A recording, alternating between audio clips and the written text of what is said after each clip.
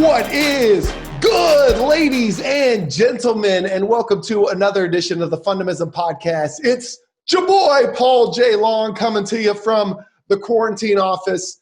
You guys know what it is. You're doing the same thing. COVID's got us all rethinking how we do business. And we got a gentleman that it's significantly impacted in his business on today. But before I introduce him, I would like to shout out to our sponsor, Charlie Hustle. They've been with us from the jump. If you guys have been checking out social media, you may have recently seen on the Cincinnati Reds Twitter feed that a lot of the guys in camp got a Black Lives Matter shirt made by Charlie Hustle. So from a Royals perspective, they got Witt, they got Dozier.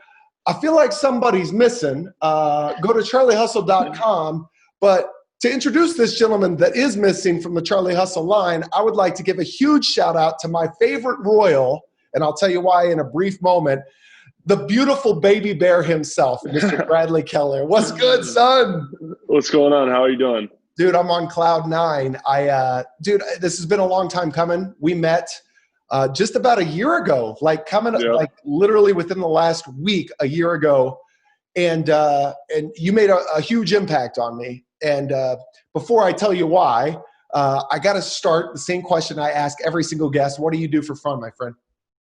Yeah, I mean, for me, I'm a big golfer. That's my thing to do. Believe it or not, like straight from baseball straight to the golf course. It's kind of a crazy ride. I mean, a lot of people think baseball wears you out, but dude, I'm someone that has to be doing something all the time. So I enjoy getting out there and being able to be active at all times, and golf's my getaway. What kind of handicap are you? What you working with? Not very good. I mean, believe it or not, as much as I play, you'd think I'd get a little bit better, but honestly, I just like being out there with the guys and playing. But I usually shoot somewhere in the 80s, so I'm probably about a 10 handicap, 10 plus maybe. I mean, that's pretty good considering I've never hit under 100, bro. Oh yeah, but then when I go out there with like half the guys on our team, they're all shooting like 2 or 3 over, and I'm just like, geez, I'm the worst golfer out here. So it's like they make me feel terrible about my scores. Bet money you're having more fun than everybody else, though. Oh, absolutely. See, like they take it too serious. Like I'm out there trying to have fun. You know what I mean? I'm there for a good time, not a long time. You know what I mean? So for sure. Yeah, I mean, I enjoy it a lot. And that's what I appreciate about you. So specifically, just to kind of run parallel to your golf game. So a lot of people don't know this. Fun fact about me is I was actually on the high school golf team, Osawatomie, really? Kansas. Oh yeah, bro. We had our own golf course. And I was told that if I played golf, then I would get out of school on Fridays, like the whole day, because golf tourneys started at like 9, 10 a.m. Yeah. So never played golf in my life, signed up. And of course, I, like you, only a lot worse. I was just going out there to have a good time, to get out of school, cut up, go ham. And so all these guys and gals were taking their game extremely serious, and they would, be angry like the whole tournament. Here I am shooting well over 100, just on cloud nine and just loving every single moment. So I respect your mindset, man. I think don't get it twisted though, Brad. If we ever go golfing, I will talk ish on you the whole time. I wouldn't expect anything less. You know what I mean? That's part of it. That is part of it. So we met at the first annual Volley Llama KC event, benefiting pediatric cancer research and Noah's Bandage Project. And what's amazing is we met through a mutual friend by the name of Amanda. I don't want to shout out her last name just out of respect to her. But she's one of the coolest chicks I've ever met. She's just a great, great friend. And I think that within the first, minute of hearing what this event was, you said yes. And that says a lot about who you are and what you stand for. But the reason why you in particular are my favorite Royal, and you've resonated with me personally, is, we got a lot of folks in society right now, Brad, as I assume that you're well aware, that hold celebrities, baseball players, basketball athletes, musicians, actors in a very high regard, right? Because in our eyes, they've made it. They've done something that we've always wanted to do. And I've never been a gentleman that really subscribed to that. Like, I don't care. You're not defined by a title to me. You're defined by your personality. And so enter Brad Keller to Volley Llama. And dude, we played pickleball for, I don't know. I mean, through the course of the night, we closed the thing down. And I think that was your first time ever playing pickleball. Is that accurate? Yeah, that is first time ever. And it showed. Oh man, I was not good at that game. I was trying. I was grinding out there, but it was a blast though. That was a fun night. Dude, but that was the best part is the people that connect with me the most, and I'm sure that you're the same, are individuals that can get out of their head and just be authentic and have a good time and not worry about what everybody's thinking of us. And that's kind of how you carry yourself, at least when I met you personally and in our personal interactions. Is that how you always been, Brad, or is it taking you time to kind of find comfort in who you actually are?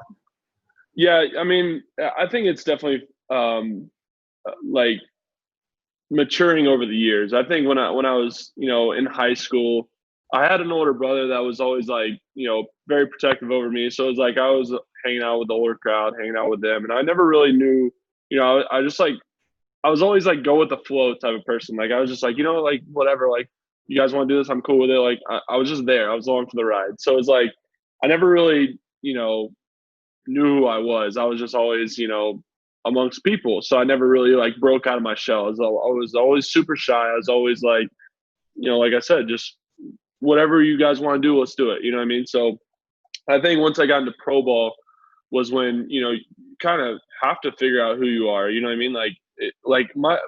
The way it happened for me, like I was 17 years old when I got drafted, and I got drafted on a Friday and I was shipped out to Arizona by Sunday.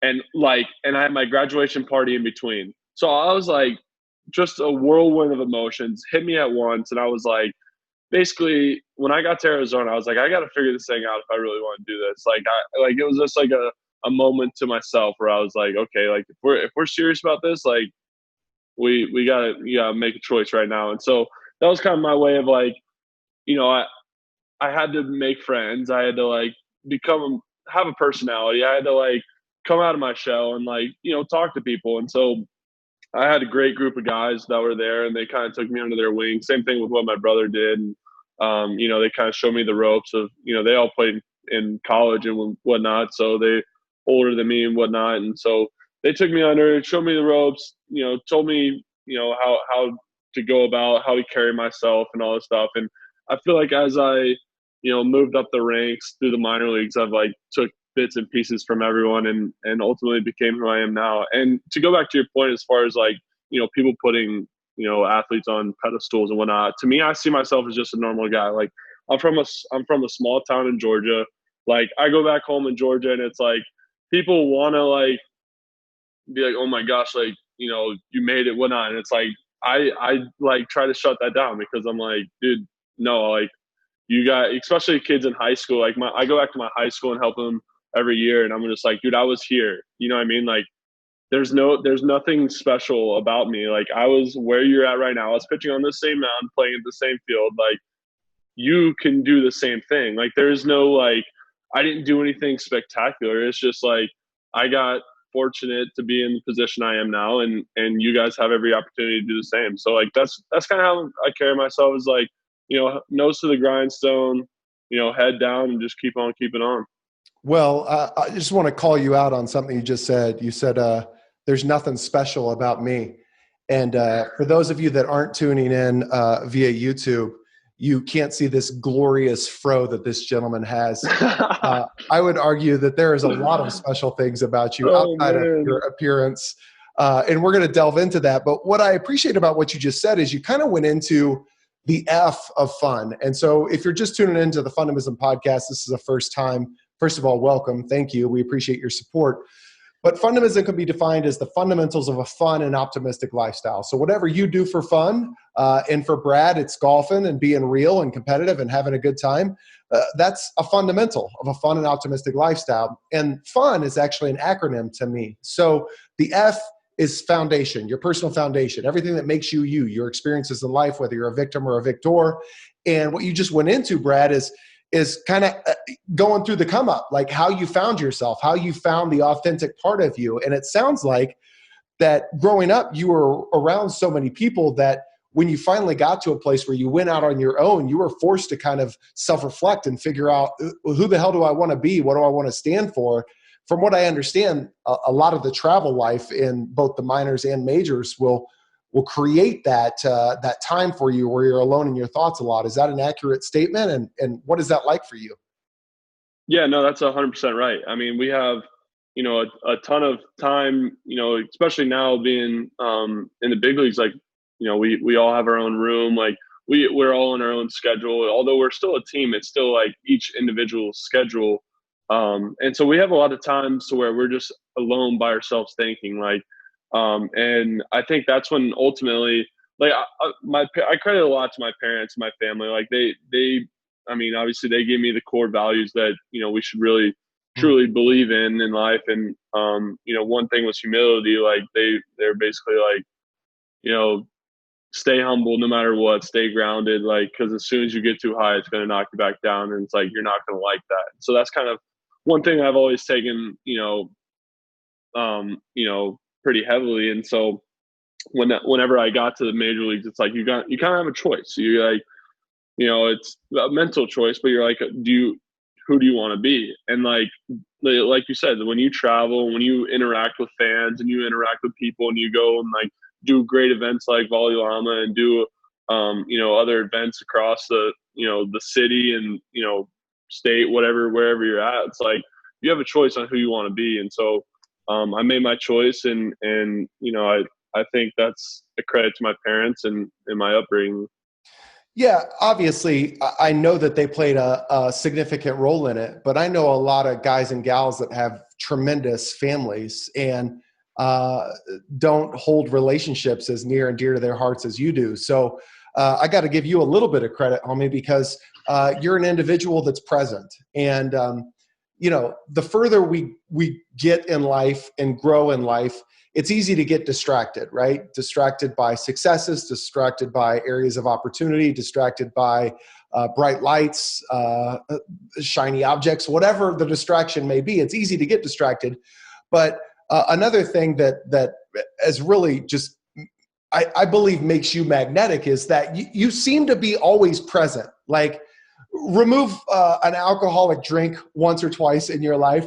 Like, for the most part, you're present all the time. And that's why I think people want to be around you. So rewind back to Volley Llama. This dude, I feel like such an idiot. Like, I am a diehard Royals fan. I got the bat to prove it. Check this out. This is a Fan of the year. Wow. 2016 fan of the year, son. And if you can't see, this is Hacksaw Jim Duggan on my shirt too, because I had to turn all the way up for this one. But I'm a diehard Royals fan, even through the years, Brad, where you probably weren't even bored yet, where we were losing 100 games, 4 out of 5 seasons in a row. My boy, John Stoner, and I, we were following the Kansas City Star and to see who was coming up and checking out all the minors. And we just loved the Royals. It was our escape. So fast forward to Volley Llama, we have 30 celebrities on the stage, and I'm the one introducing everybody. And I see you. Dude, I have no freaking clue who you are. Like, you're a starting pitcher for the Kansas City Royals, which I watch all the time, and I didn't recognize you. And I think that's a testament to how you carry yourself, because you are just an everyday dude. So kudos to you, man, for staying real and humble. I greatly appreciate that, as does Kansas City. So, I appreciate it, yeah. Hey, man, you ain't got to appreciate me at all. Like, this is you doing work. So let's talk about, I'm sporting the Hacksaw Jim Duggan. I'm a gentleman that relies heavily on nostalgia for guidance in life. Like, a lot of folks liken me to an old WWE character because that's where I got a lot of my gusto. Right now, this is the Ric Flair, the Nature Boy, woo! Are you, Brad? Are you on Cameo? No, I'm supposed to set it up, and I need to. Dude, first of all, I'll be your first customer. So Brett Phillips actually got me a Cameo when I dropped the Fundamism book. And it was Oh, like really? one of my prized possessions. Like that dude is an absolute ham. Old Maverick, as we call him in the Old screen. Maverick. But side note, Ric Flair's on Cameo, and I actually got him to do a vid for Fundamism as well, and that's one of my most prized possessions.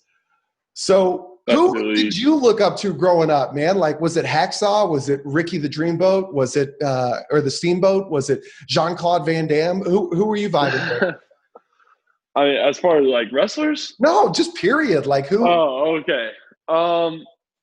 You know, in baseball, like I like growing up in, late 90s, early 2000s, the Braves. I mean, I grew up in Atlanta, so I mean, I spent, I think, every single birthday from when I was probably 5 to 12, I spent at a Braves game. Yes. So I mean, like I idolized this big three, the Smoltz, Babb, and Maddox. Like Smoltz was probably the guy that I tried to idolize the most because I felt like he was like, I don't know, the most, I don't want to make this sound bad towards the other guys because they were all unbelievable pitchers, but like he was like the most like, intimidating, I guess. And one that I could relate to because he was a righty, like, and I wanted to throw hard, and he threw hard, and it was just like that was the guy I wanted to be like, and so I kind of imitated my game after him, and I like anytime he was on the mound, I was like running to the TV. So that was kind of one guy that I looked up to, and really got me to be like, that's what I want to do. When how like when you're in a kid, like you write, every kindergarten, first grade, second grade, they always ask you like, what do you want to be when you grow up? You know what I mean?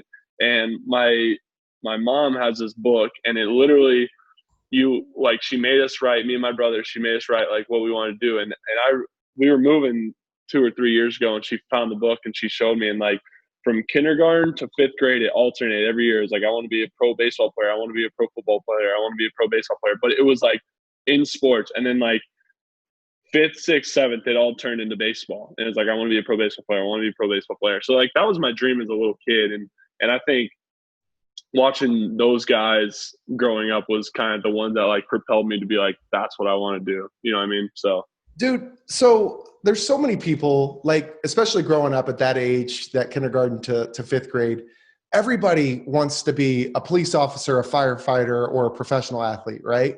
And yeah. you did the damn thing. Like you made it. Like you're on a pro ball club, and are part of the starting five, and just a tremendous addition to the Kansas City staff. So without sounding cliche, like I know you've probably told this story a million times, but what differentiated you from everybody else that has that goal? Like how the hell did you make it? Yeah, I mean that's like the question that's tough to answer. I mean, because it was like growing up, like me and my brother both played sports from I think I started playing baseball at 4 years old, and same thing with my brother. And like I didn't give up football until my junior year of high school. And I was like, I remember, talking to my dad, and I was like, yeah, I don't think I'm gonna play football this year. And he was literally, I mean, he makes the joke to this day, but he goes, well, we'll see how that plays out for you. Cause like, I've always been a big kid. So it's like, Yes. he's like, like, we'll see how that plays out for you. And then, I got fortunate enough my senior year to get drafted and, be where I'm at today. But, growing up, there was never really an option of not playing sports. Like there was never really like, this is the best way I can answer this is like growing up, me and my brother both were like, this is what we want to do. And my brother went on and played college football, and I went on and played pro baseball. But it's like,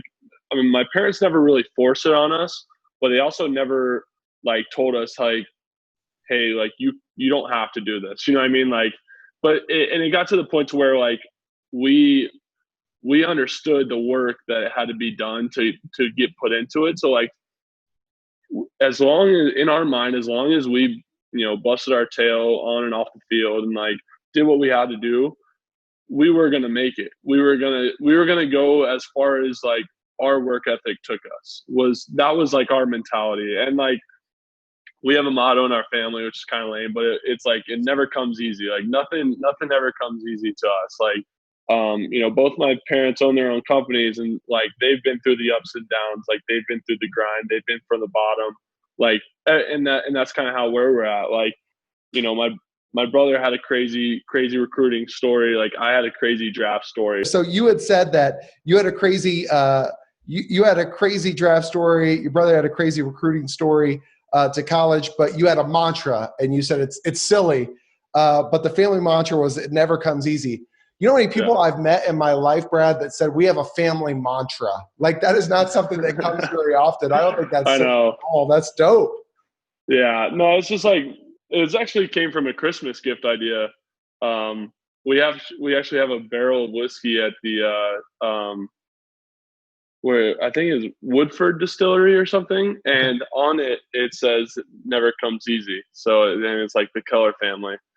It's kind of cool. I mean, they basically like made a whole barrel for us, and then like in 10 years or whatever after like the fermentation's done, they give it to us. So it's kind of sick. So that's where it started, and you know, it's kind of something that you know we all bought into. I feel like that's the perfect start to how you became, I'm not saying that you are, but how you became a drinker too. It was a distillery and it said it right there. It never comes easy. And that day, man, I did the day. Oh boy. So, dude, so speaking of never coming easy, like, first of all, you mentioned that you've always been a big dude. You played football, and that Smoltzy was the dude that you looked up to growing up because he was an intimidating figure. And you just physically are an intimidating dude. So growing up in the country down in Georgia and being an intimidating dude that was in sports, did you throw hands a lot? I mean, I saw your senior picture. You were decked out in flannel. Oh, what a treat that was. But did you find yourself like, did people try to come at the king a lot because you were a bigger dude? No, honestly, never. I mean, I've always been like the friendly type. I'm A baby bear? Yeah, exactly. I've never really wanted to fight or anything like that. So I've always been, you know, as cool as I can be with everybody. Except that one time, but we won't talk about that one time. Yeah, we won't talk about that. Well, you got to bring up old stuff, Paul. All right, so let's get into real quick.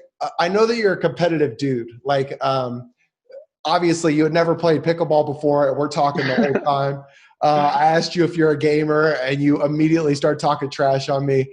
I saw a video of you on Twitter related to rock, paper, scissors, and you're getting angry about that. So, dude, I respect the game so much because I am that way. Like, the older you get, Brad, you'll find, and people tell you this all the time, dude, I am 15 years older than you, which is absolutely nuts to think about. But as we grow older, like, the one thing I miss, like, I have no regrets, dude, but I miss just the competitive nature of going out and playing a game of kickball or dodgeball or wiffle ball. So everything that I do has some ounce of competitiveness, whether it's bags or pickleball or whatever it may be. So I'm consistently looking for somebody to challenge me, and it's getting harder and harder as I grow older. So knowing that you're a competitive dude, you were drafted by the Diamondbacks, and they made you susceptible to the Rule 5 draft. They were like, oh, he's good, but we don't know about him. So they ultimately, the Reds swooped you up. And you were traded immediately to the Royals for cash considerations. What's going on in your head through all that stuff? Yeah, that was nuts. So I was actually driving to workouts that morning, and I had my phone in my cup holder, and it started ringing off the hook.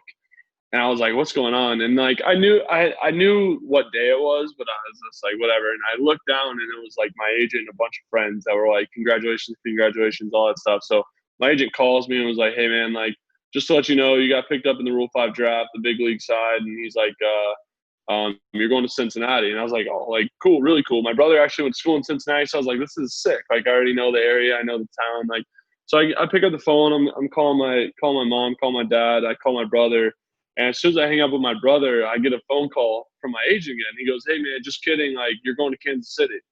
And I was like, "Wait, what?" Like literally, I was with Cincinnati for all of 10 minutes. Like it was real quick. And then so I pick up the phone again. I start calling around, and you know, it was just a crazy time. And then like you know, obviously I was super ecstatic for it, like the opportunity. And, then it got to be the competing side where it was like, okay, like I had to make the team out of camp. I was like, I get 1 month to basically showcase who I am. And you know what, like, if they like it, if they like me, they like me. If not, they not. But I'm just going to go in there and bust my tail and, do what I always do, just head down and do what I got to do for that day. And so, fortunately enough, they liked me, and here we are. And your career has culminated to be showcased as a guest on the Fundamism podcast, dude. Like, you made it, fam. Like, we're here. We made it. So as we start to close this thing out, like, I know it's been a whirlwind for you and everybody, obviously, in the world right now, related to COVID and whatnot. And so, obviously, the season was postponed. So what's going through your head as you're, first of all, dude, you've been putting in work. Like, you developed a changeup, which, like, money, like, this is exciting. I'm super excited to see it and hear all about it. But, like, so now you're a 4-pitch pitcher. Is that right? Yeah. Hell yeah, you are. Let's go. Hey, a side note, what do you think about this mustache, dude? Like, be honest, as a friend, what do you think? I think it's elite. I think you got to ride it out. I mean, anytime, like we talked about earlier, anytime like people get facial, I'm like, good for you, man, because this is 24 years in the making. You can't even see it on camera. That's how bad it is. You look like a goat, though. Like it's like just it's just right here. Just like, hey, when it gets like give me about another month or so, give me a little bit of hang down about like right there. Oh my God. So this is the first time, dude, I haven't had a beard in like 10 years. So I woke up and I was like, I'm going to rock the stash. And 3 days later, my wife is asking me, how long is the stash going to be? So maybe I'll have the 24-year story like you. But so what's going through your head as you put in all this work to develop an extra pitch to get ready for the 2020 season, and then boom, like you don't know what's going to happen. So what's that process like for you? Yeah, no, I mean, it was tough. Like, I mean, it was, I'm sure everybody can attest to it. Like, it's very unprecedented times. Like, no one's ever getting through this. No one knows what to do. So when we were in Arizona and they first, shut us down, we were a week away from breaking for camp. So, like, we were built up. We were ready to go. Like, 2 days before we got shut down, I literally threw 4 innings, and I threw a 5th inning in the bullpen just to, like, build up pitches and stuff. Like, we were right there. And they shut us down, and we actually, like, as a team, like, we had an unbelievable camp. We really did. We had guys step up. We had a lot of players show out. Like, it was going to be a lot of fun, and everyone was pumped. Excuse me. Everyone was pumped for the season. And then, unfortunate, all this happened, and I was still out in Arizona the whole time. Like, I try to stick it out there as long as I could. We had a good situation out there as far as, like, they let us use the mounds and let us use the fields. Couldn't use the facility, but that's okay. I'd rather be outside than inside anyway. So, sure. But just being out there, like it was like we had to make the most of what we had, and it's like in a way, like, as bad as this may sound, like it was almost like a blessing in disguise, like, because as a pitcher, it's like it's really hard. Like you don't want to work on too much stuff because you want to make sure that you're ready for the season. So, like, your, like, off-season throwing is more so geared towards we got to make sure we're ready by spring training, and not so much we got to make sure this pitch is nails. You know what I mean? So when we were built all the way up, like, our arms are fresh, our arms are ready to go for 162 basically. And so whenever they shut us down, like, we were still built up, we were still ready to go. So, like, it made it easier to be able to go out there and, like, long toss and play catch and throw bullpens and actually work on stuff because you knew, like, you were ready, like, we were ready. And so, like, to be able to, take that time and learn something, like, I changed up a little bit to my mechanics to make my arm feel a lot freer. I like you said, I worked on a changeup to where, I came here and I threw, a live EP in a bullpen and it was, or 2 bullpens, and it was, like, really good. And, I felt really confident in it. And, like, just to take advantage of the time that we had, although it was, a crappy situation for all, like, the best that we could have done is, get something out of it. And so Cal, our pitching coach, was basically like, going back to the whole choices thing. He's like, you got a choice. You either, pout and, say this sucks and we can't really get anything done, or you like take advantage of the time that you have. And so, with 24 hours in a day, we had all the time in the world to, figure stuff out to do. And that's, like I said, it might sound terrible, but it was definitely a blessing to be able to have that time to, figure out, kind of slow down. Because in spring training, it's go, go, go, go, go. You know what I mean? So trying to like slow it down and actually realize what you're doing, kind of be thankful for where you're at. And, I think it was good. Dude, so first of all, that doesn't sound bad at all. So before I get into that, did you look your coach dead in the eye when he was talking about you have a choice and said, Coach, it's like my dad always said, and that distillery whiskey thing told us right there at Earl. It never comes easy. No, I missed that one out. So, what's amazing is you just defined Fundamism, man. Like right now in society, and we were talking before recording here, that social media is just an absolute train wreck, right? Everybody's trying to catch you up. Everybody's trying to troll. Everybody's opinionated.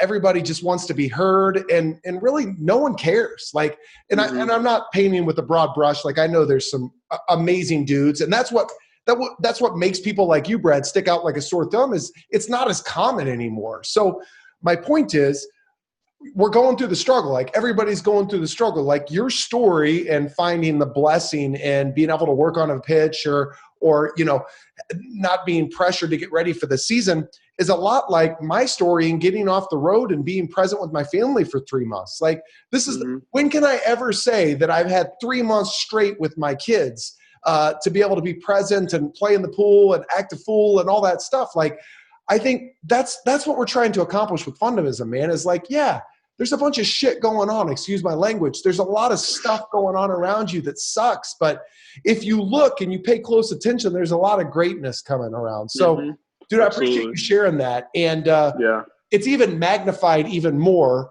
now that you're on today, because everybody's going through camp. Everybody's working. Obviously, the season's postponed.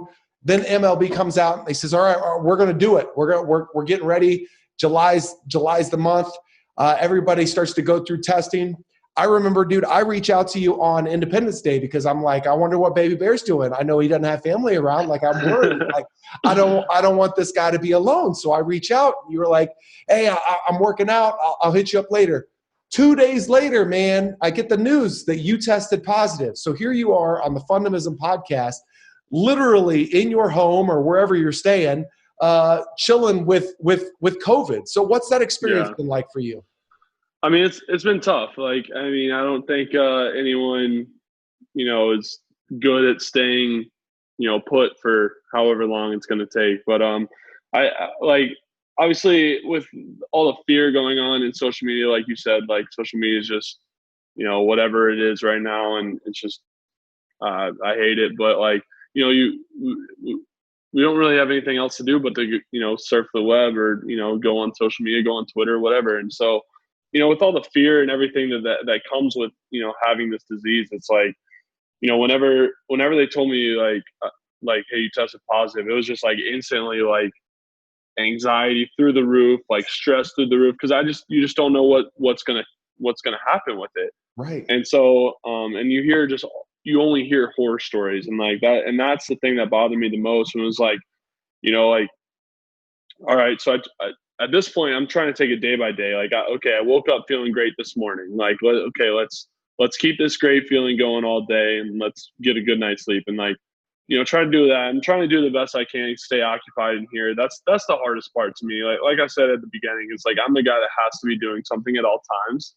So like for me to just sit on this couch and don't move all day, and do it again the next day, and do it again the next day. It's just like even in the off season, like I'm constantly doing stuff. Like I'm not very good at staying in one spot for a long period of time. And so it's funny, like my parents call me every single day and we start talking. They're like, you're probably the worst that's going to happen to, because it's like I'm like itching. Like I have a little balcony outside my apartment. I've literally paced it all morning just to like at least be outside. Like I'm at least like getting sunlight. It's a beautiful day here in Kansas City. So it's like, I would love to be doing something right now, but I can't. So that's like the best I can do. But I mean, yeah, it's tough, but you know, like positive mindset is the way to get through this. Like if you know, sit there and, like I said, with what Cal told us, like if you sit there and pout and like, oh man, this sucks. Like, why me? Why this? It's like, you're just not going to get better. But if you're like sitting there like, okay, like I can be productive with my time that I have. Like the Royals have sent me a bunch of stuff, and like they're sending me some stuff so I can get a head start on my scouting reports for this season. Like, you know, be productive with my time to the point where I'm like, wow, like now that took 3 hours out of my day, like sick, you know what I mean? Like, and I got what I had to get done. And like, you know, you get your mind off things. And that's ultimately like, I was telling someone this morning, it's like, if I sit here on the couch and I constantly like think about, oh my gosh, like I have COVID, whatever. And it's like, you almost give yourself symptoms. You're almost like, ooh, like I'm kind of struggling breathing, or like, oh, I don't really feel that great. But it's like, no, like as I've like walked around today, like I remember waking up this morning being like, wow, I feel great. And then I came and sat on the couch for a while, and I was like, like I'm, you know, whatever. And then I was like, you know what, screw that. Like got some food, walked around, you know, talked on the phone for a while, and now I feel perfectly normal. It's like, it's just a mindset thing to me. I mean, obviously I know like it hits people differently. And I know that like some people are struggling and some people don't even have any symptoms. And it's like, but to me, like the mind is such a powerful thing. And like, when you tell yourself like, hey, I'm going to be okay, or hey, let's grind through this, you know, I think that's a great way of passing time and great way of grinding through this. 100%, dude. And I'm just going to slip it under the door here too. I'm sure hanging out with me for an hour probably didn't get your, no. What's up? This is outstanding. Hey, I can do this tomorrow, same time. No, you know what? For those of you listening, guys, so we're starting to wrap this bad boy up. For those of you listening, you guys are getting a great indication of why Brad Keller is the perfect Fundamism champion. Like he doesn't know what Fundamism is outside of being exposed to it through me, but he lives it every single day. And he just said it, like the mind could be a terrible place, and you could see and feel whatever the hell you want to. Like if you see the worst in a day, that's exactly what you see, right? I can relate so much to what you're talking about related to the COVID stuff, because I'm not very proud of it, but like with society opening up more, like, dude, I was on it. Like our family wasn't going around anybody. I was in our bubble. We were in our bubble. We weren't even getting takeout, dude. I wasn't going to the gym. I wasn't doing anything. I would grab a package off the porch, wipe it off, or sit it in the garage for 48 hours and wash my hands immediately. Like we were extreme. And then society starts to open back up. And so what happens? My mindset changes. So now I'm like, oh, maybe it's cool to get the families together. We'll social distance. We'll be aware. But truth be told, you know how it is. Like you're not always aware. You're not always conscious of it. And so my point in saying all of this, Brad, and forgive me for running over and talking too much, but my point in saying all of that is now that I'm around more people, like I'll feel a tickle in my throat. And I'll be like, shit, I wonder if I got it. Or I just don't feel right. Like, do I feel warm, honey? Do I feel warm? And like, you're just in your head, right? So I really admire what you're saying in terms of the mind can be a prison. It could be something that lifts you up. It could be something that tears you down. And so if you guys are listening in, and Brad, I invite you to as well, my pinned tweet right now on at Fundamism Paul on the Twitter account is a little vid called Get Out of Your Head. And it's just that internal dialogue that we tell ourselves each and every single day and how you could flip it around. So, hey, last thing I want to talk to you about, Brad, you're not just an incredible guy that's freaking funny and like amped and like authentic, but you got one of the biggest hearts. And at Volley Llama, I don't know what happened, but we're having a good time. And you look at me and I look at you and I go, dude, you know what you are to me? And you said, I don't know. What am I? And I say, you're my baby bear. And I don't know why. I have no freaking clue why I called you baby bear. But now Chase from Charlie Hustle calls you baby bear. Like you'll forever be known as baby bear to me. And I cannot wait till we have the nickname day on the jerseys. I know you're going to go with that someday. It doesn't have to be this year, It doesn't have to be 2022. But when I see Baby Bear, I'm be like, you're my boy, Blue. You're my boy.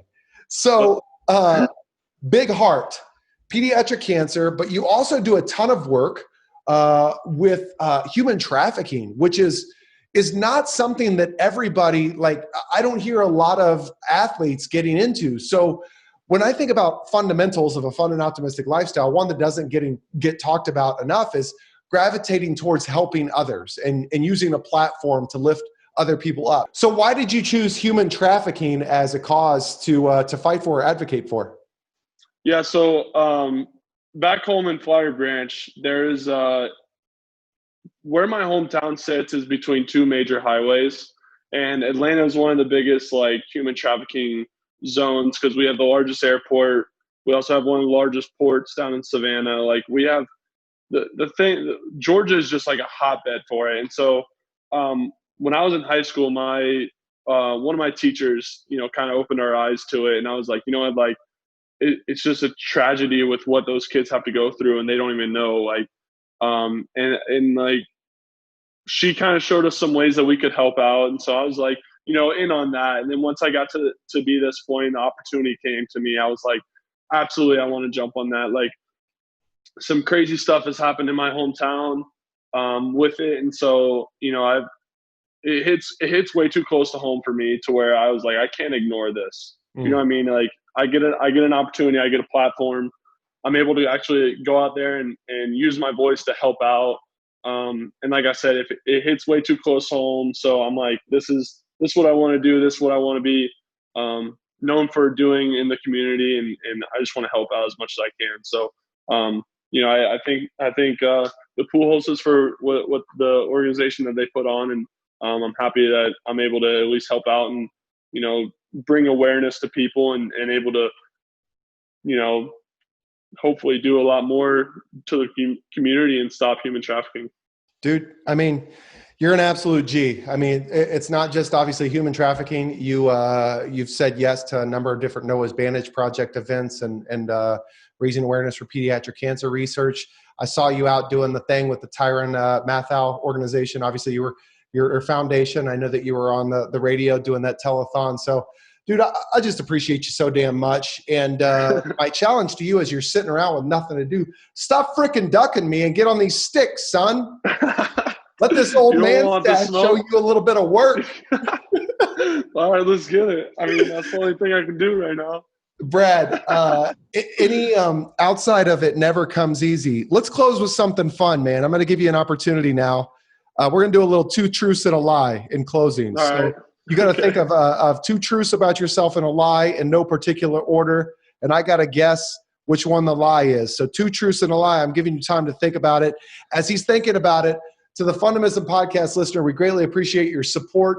Go out and have some fun in your life today and create some fun in the lives of others. Our guy, Bradley Keller, the Kansas City Royals, does it on the reg.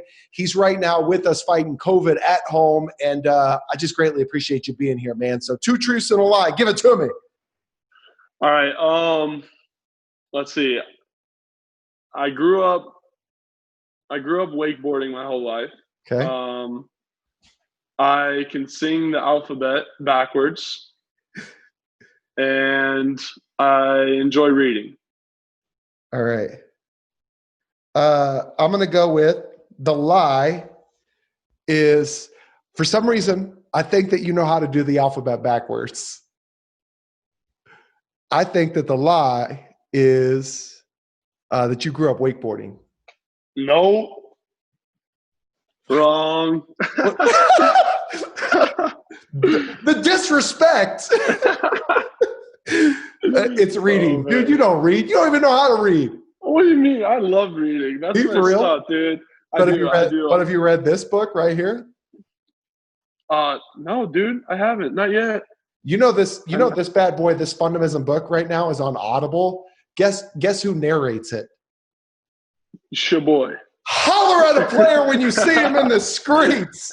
So you don't know how to say the alphabet backwards. That's a shame, dude. I definitely would have thought you knew how to do that. So No. You are my guy. I cannot wait to see you on the outside of all of this. Thanks for coming on, dude. It means a lot to me. Go out, Have some fun today as much as you can, just chilling on your patio, talking mess on them 12-year-olds on college. The Fundamism Absolutely. podcast listener, we'll catch you guys on the flip side. Until next time, deuces!